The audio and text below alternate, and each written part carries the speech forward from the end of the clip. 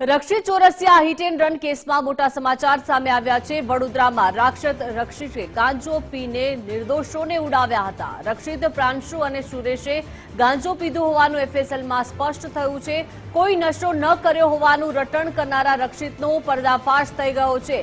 નશીલું દ્રવ્ય પી લોકોની જિંદગી ઉજાડનારા રક્ષિતને સબક શીખવવો તો કારેલીબાગ પોલીસે ત્રણેય સામે અલગ અલગથી ગુનો દાખલ કર્યો છે અને ડીસીપી પન્ના મોમાયાને રિપોર્ટ અંગે માહિતી આપી છે।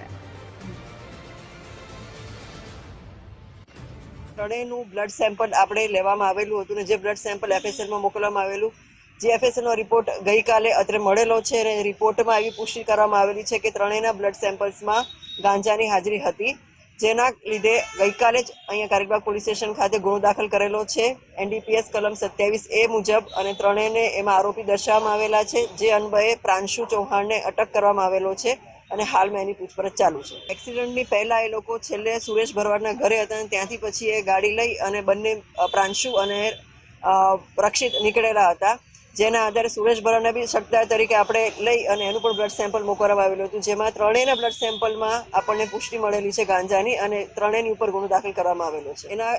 એની જે કલમ છે 185 કલમનો ઉમેરો પણ જે મેઇન ગુનો છે એમાં કરવામાં આવશે અને આ ઉપરાંત અલગ ગુનો જે છે એનડીપીએસ મુજબનો અલગ ગુનો જે આ કન્ઝ્યુમ કર્યું છે એના માટેનો બી ગુનો અલગથી દાખલ